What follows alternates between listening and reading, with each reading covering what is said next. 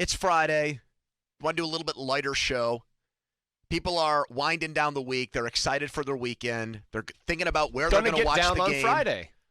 Where they're going to watch the game. Fun. Who they're going to drink with. What they're going to eat for the game. Even though the team stinks right now, still, there's a build-up for... A bad day watching the Steelers beats a good day at work. Yeah. Guys being guys, dudes being dudes, sort of stuff, right? And for Carol and Clinton, chicks being chicks. Yeah, our female sports fans out there, Steelers fans. Who are some of our most critical fans. Absolutely.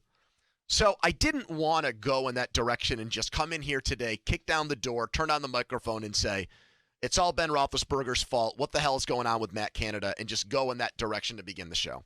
I wanted to make it about the game. I really, really, really, really did. And then I talked to a diehard Steelers fan last night. Talked to a diehard Steelers fan who's gone to 3 Super Bowls. He sneaked into the Super Bowl in Phoenix. That is impressive. Isn't that crazy? Why are you making that face? Because I know people who've done that. Really? Yeah. Well, maybe we talked to the same in Arizona. person. Yeah. Oh. Yeah, keep going. This is weird. I was going to say small world here. That's why I was like, hey, Craig, I know a couple of people who snuck into the game. I think my great-grandfather snuck into the Kentucky Derby by climbing onto the roof. I want Craig's ears to perk up here, too, because whenever I talk about diehard Steelers fan, hoi polloi, talking about guys like Craig who name Mr. Pittsburgh, their son after Ben Roethlisberger. That's right. Talking about he named him Interception? Wow. I can't even. Man. You see what I'm trying to do here? Yeah. I'm trying to set a stage for a more positive, fun, light show, and Chris doesn't let me do it. So I'm talking to a diehard Steelers fan last night, somebody whose fan credentials are incredible. Season tickets, goes on the road for most games. He's gone to Super Bowls. He's gone to NFL drafts. I mean, that kind of diehard fan. He's gone to drafts. That is a big fan. That into it. He said something to me last night, and I want to find out today. We've got 4 hours to talk about the game and to talk about the Steelers. If this is something that other fans are doing. Because given the amount of passion that this person has, I was blown away by this last night, guys. I was like, you're kidding me. Right now, you're actually doing this? Please tell me you're lying. He said, Poni, this is going to shock you. I'm rooting for the Broncos to beat the Steelers on Sunday. Dun, dun, dun! Diehard fan. Entire house is decorated in black and gold. Will be at the game on Sunday, presumably wearing a Ben Roethlisberger jersey to try to stir the echoes for Big Ben. And he told me last night, because I am such a diehard Steelers fan, because I want what's best for the Steelers in the long term, I want them to lose this game in early October. Because? With so much football left. Because his thinking was, I know exactly this is the shortest path. You work for the Penguins. How did they get Sidney Crosby? How did they get Marc-Andre Fleury? Losing. Right. How did they get Jordan Stahl? Right. How did they get Mario? How did they get Evgeny Malkin? Keep going. What about the Browns? Let's talk about them. Myles Garrett, Baker Mayfield. We'll table Muller's team till later in the show or never. Wait a minute. See, once again, you have to go and cast aspersions. You have to spread falsehoods that I'm a Cleveland fan first. Wrong. I'm a Pittsburgh fan But you're not as diehard as the guy I'm talking about. You know what, though? Like that guy, I want them to lose because that's the quickest path to this thing getting rightened and the ship getting. But think about that. This early in the year, there's still so much football left. That means as a threat, Pony. There's so much football left. I was thinking his thought process of them losing tomorrow would lead to a faster decision on Ben and going with. They're never going. They're never going to do it, Doran. That's what Schefter said. Schefter. Shefty bomb. It's not even about Ben. Wait, that the Schefter. Hold on. The Schefter bomb drew like a visceral reaction. He's there. I'll tell you, it's not Glazer. Who's the decision makers telling him? Well, you know what? We're not gonna bench Ben. Very good regardless. point. Very good point. Because I said to Pony yesterday, if it was Glazer, who we know Tomlin loves, or if it was Stephen A, who Tomlin loves so much that he's allowed him into the room to give a pregame speech, right? With a good relationship. I just thought the most diehard, passionate fan at only 1-3, with the Broncos coming in here. A paper champion team that's beaten a lot of bad teams, and the Steelers are a bad team right now. But a team that does not have recent winning pedigree, Seattle might have to play Geno Smith at quarterback next week. Yeah, you got to go to Cleveland, which will be a tough game. But after that, you get home games against the Bears and the Lions. There is the potential there this early in the season, for as awful as the Steelers look, for them to still get on a little bit of a run here and get some momentum going. And he said 4 games in, I'm already rooting for the team, my biggest passion in life, the thing I'm dedicated to most, more than my wife and family, the Pittsburgh Steelers. I am rooting for them to lose. Craig, you're nodding along because you like the Steelers more than your family, or because you agree with this guy? That line made me laugh. Do you agree with him? I did until Russell Wilson went down last night. Whoa. Wow. That made me think this is their last shot to do anything this year. So you're not there yet. You're not there rooting for them to lose yet. I was there yesterday. I'm back on board Hey, today. Craig, the guy that came in for Russell Wilson looks better than anybody that's played quarterback for this team this year. Geno Smith walked in and looked better than Ben has at any point. He also threw the biggest turd of an interception. It wasn't his fault. Did you actually watch the game? The Watch guy fell down. The guy actually fell down. It was a good-looking throw. It was right where Lockett was going to be. Is this guy rational? I mean, you know that he's a Steeler fan, and he's a diehard. Well, no, he's not. He thinks with his heart. And the heart usually says, no matter how, look at the Steelers' heart with Ben. No matter how bad it gets, Ben Roethlisberger can always bail us out and get us out of trouble. In Ben we trust. We'll find a way to win. You always look for that sliver or glimmer of hope. That's usually how this guy operates. He's usually the one saying things like, hey, Mueller, you're too negative. But this is a situation where Negative Nancy. This early in the year, and what sounded to me like a Steelers act of betrayal. Did he sound sad about it? No, he sounded like it was very almost resigned, pragmatic. Like it was like this is matter of fact. This is what's best for. So wait, for hold me. on. What's best for me as a fan is to root against them right now. So a guy who's all heart sounded not even distraught about it, sounded very matter of fact. Like I've made up my mind, and this is what I think is best. The die has been cast. I don't give a damn what other people think about it. See, I would assess this situation, and I would go back to this guy snuck into the Super Bowl, right? That's how much he cares. No, he was willing to get arrested to get in. If he cared, he would have bought a ticket. If he cared, he did for the Steelers. He did to the other two. He would have, but he snuck in. That's maybe who you're dealing with. Maybe he wasn't of great financial means then. He was probably in his early 20s. And so, Doran, he might have risked incarceration to see that game.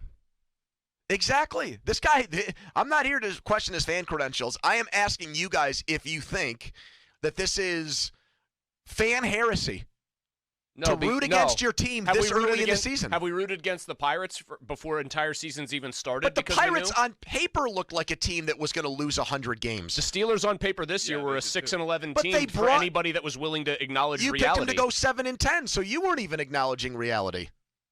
I picked them to go one game better than what I just said. You picked them to win 9 games. No, I picked them to win 8. Craig, what did you pick them to win? 11? 10. Yeah, everyone's retreating from those predictions real fast. But they brought Ben back not to rebuild, to make the playoffs this year and give him a better ending than what happened in Cleveland. I thought they were surprised that Ben came back. I thought that was the situation. I thought that the situation was whenever they hired they promoted Matt Canada to be offensive coordinator, then Ben was like, well, I'm coming back. I think they were going to go in a different direction. So am I getting – so Craig is the only person so far in this room who's saying it's too early to bail on the team and start rooting against them. He's the only one. No, it's way too early. You think it's too early, too? There's two, Chris. Way, way too early. When is it acceptable to bail on the team? I mean, you just named a batch of games that they're about to have back-to-back-to-back-to-back. What? Seattle with Geno Smith. They have a hard Cleveland game. Cleveland. Yeah. Yep. And then the two Bears, home games against the Bears and Lions. And the Lions. I mean, they're right there. You can make so much ground. And this is what I said last week. You can win 4 out of 5. Oh, yeah. Whenever you quit the show and you bailed on us last week. Yeah. I was like, are the Cincinnati Bengals, the Las Vegas Raiders, and the Green Bay Packers, are they all bad teams? I think that all three of those teams are pretty good. Right now? Yeah. So they kind of lost to pretty good teams, right? The Steelers. They didn't look great. It looked sloppy. It looked bad, but they kind of lost to decent teams. Two of them are at home, though. It's not like they lost to crappy teams. I can see that. But before the season started, when people were making up their win-loss charts, they probably had them one game better than they are now, but they didn't have them losing to the Raiders and they didn't have them losing to the Bengals. But they didn't have them beating. I understand. They didn't have them beating the Bills either. I know, but doesn't that game feel like an eternity ago now? Doran, are you saying that at some point, though, it is okay to root for your team to lose? At some point, you can accept that and tolerate that and understand why a fan would think that way. Yes, it's definitely acceptable. So whenever you see where their draft position could be and the things the that they can make happen. Lions game is 9 games into the season for them. That'll be their 9th game, Yes. the Lions game. If they're 2-7, which is wholly plausible by then. If they don't beat the Lions, what if they and lose? you played for the Lions, and you're saying that. What if Yes. they lose to Teddy You have Ballgame Lions this week? pride. yes. If they don't beat the Lions in a 85% Teddy Just if they're Bridgewater 2-7. this week, Just if they're 2-7. Say they beat the Lions, That's it. and so they've come off of it with a win. That's it. But they're 2-7. there's no coming back from that. What can you do from there? What can you do? What can you I mean, do they from would 2 tell, and 7? we started 0-4 in 2013, blah blah blah, and then finished 8-4. But it's easy to picture the Steelers winning on Sunday, beating Seattle with a backup quarterback, and being 3-3 going into the Browns Wait, game. it's easy That's for great. you to envision that? Yeah, I think it's easy to picture that. The game's a No, pick it's- in Vegas. Dude, no, it's not. Well, they have a bye Well, week wait a too minute. here coming up. If they have no shot, why are the odds makers making this a coin flip game? Why They're did that the odds far maker? off? Why did the odds makers have the Bengals as a 3-point dog here? Okay, what's your point? I mean, most people thought the Steelers were definitely going to win that game, and they didn't. So the odds makers can be wrong, is my point. I would favor Denver by like 3 full points here at least. Oh, that's really going on a limb from a pick 'em to a 3-point spread.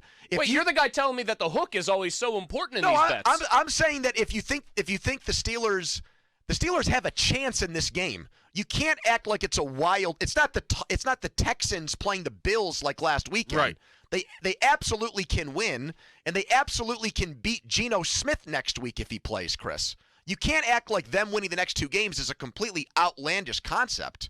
Even you, Seems pretty unlikely, though, the way they've gone. pretty unlikely or just unlikely? Pretty unlikely. Broncos have one of the best defenses in football. They absolutely get after the passer. Von Miller is probably the best defensive player they will So have if seen this Denver year. was a 7-point favorite here, would you bet the Steelers or the Broncos in the game? The only reason I would possibly take the points in the Steelers is because I wonder how many points Denver will score. Right, But so- that's literally Right, so it's going to be a one possession game, you think? That's what you're saying. Probably. Yeah. So that means close. So look, I don't think it's a slam dunk that they're going to win the next 2 games and go into Cleveland at 3-3. All I'm saying is that if you think they can win the next 2 games, it's probably too early to bail and start rooting for them to go 4-13 or 3-14 or whatever it is. The only reason, now I'm going to answer my own question and stick up for this guy, this diehard Steelers fan. The only reason why I think he's onto something is because what I don't want, what I think is the worst case scenario for the Steelers this year, is that they have a situation like Denver right now where they think it's a good idea next year to have a Teddy Bridgewater-esque quarterback as their starting quarterback. That's what scares me. If they have a decent season where they win like 7 games or 8 games, and it's like, you know what?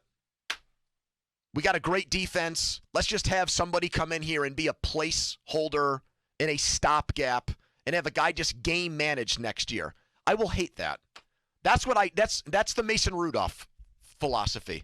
That's how you get Mason Rudolph next year as your week 1 2022 starter. If the Steelers go like 5-12, I don't think there's any way in that scenario they'd have Rudolph as Do you think they'd have their Dwayne quarterback Haskins as next their year. week 1 starter? No, because more likely, but still probably unlikely, because I think they'd look at it like we need a big jump in play to be. So would they get a rookie, or would they try to go trade for Aaron Rodgers? Hopefully the latter, but even the rookie idea. No.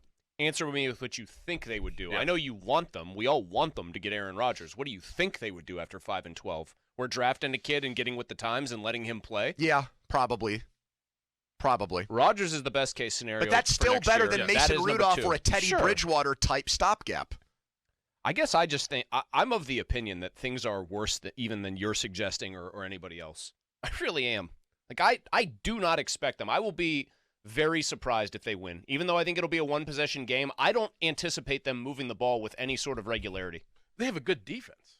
How Well, good? it hasn't looked good lately, Right, but I but, still I mean- think it has the potential to be really good, yes. That's your faith, though. This is the defense, right? That's the faith in the Steelers. If they can pull it off, it is their defense. Don't you get that? Didn't you watch that Packers game getting the feeling if Rodgers had to get like 37, he would have?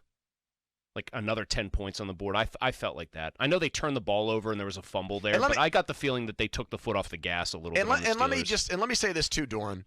In today's NFL, defense, you have a great defense, you'll probably be a pretty good football team. But if you have a great defense and an inept offense, you're not going to go far. I mean, that was the Bears a few years ago when they had Mitch Trubisky as their quarterback and Khalil Mack was raising havoc. Mm-hmm. That was the Rams last year with Jared Goff as their quarterback. The two teams that play Sunday night, the Bills and the Chiefs, were in the AFC Championship game last year. Mm-hmm. Does either one of them have great defenses? No. The Bills will look like it right now, but no, but they last don't. year they weren't. No, I know. I'm just saying right this second they look great. But yes, your point is taken. Like, the AFC West looks like a meat grinder this year. I would probably still pick the Broncos to finish last because I like their quarterback and their offense the least of the four teams. Mm-hmm. Like, I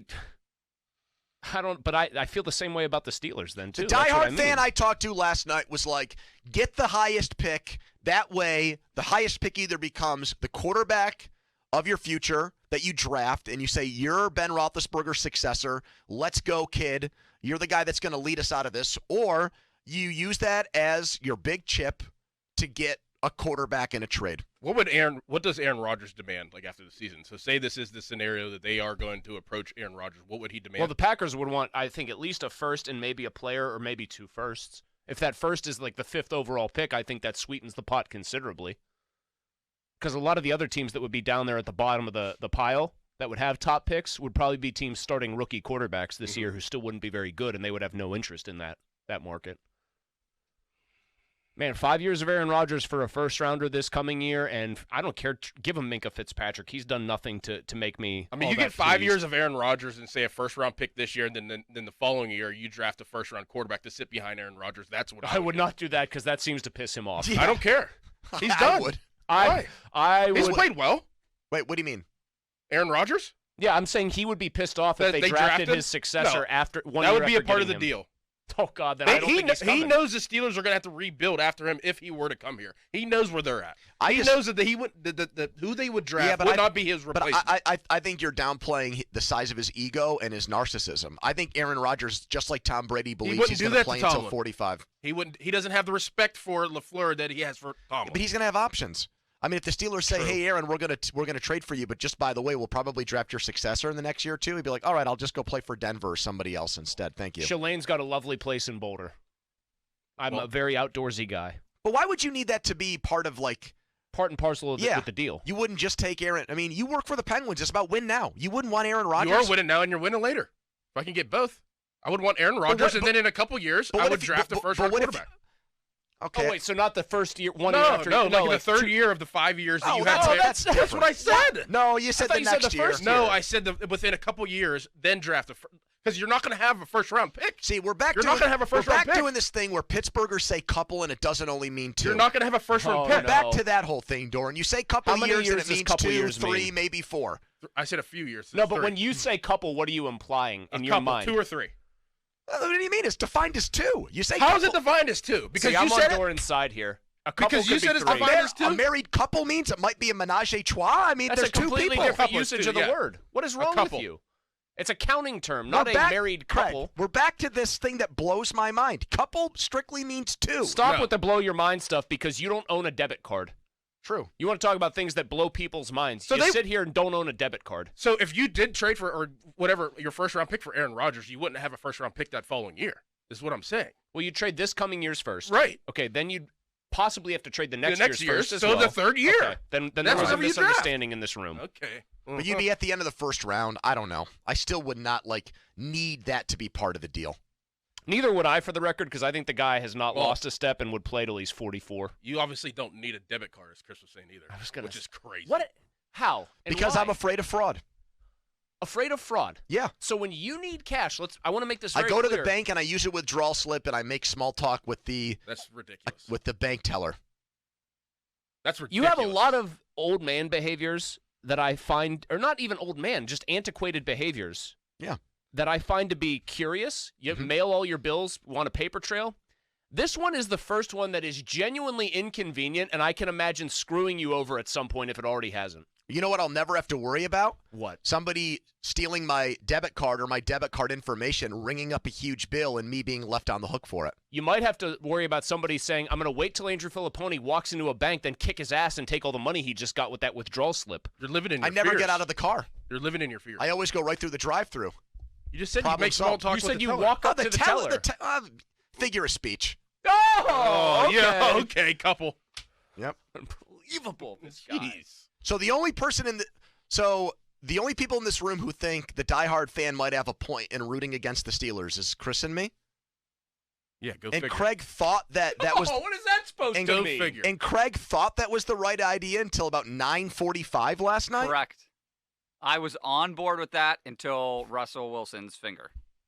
Did you not watch Geno Smith take them right down the field twice, and Yes, then but only I've- because a receiver tripped, You- throw an you- interception? Geno Smith is still Geno Smith of the rest of his Craig, career. I would take One Geno game. Smith as the Steelers' starting quarterback this week and feel better about Well, it. Yeah, Oh but you have my time to God. prepare for Geno Smith now. And Craig, you so- literally tweeted out during the game last week. I hope Ben Roethlisberger stays in so they can go like 4-13 and get the best draft pick possible. I have new information.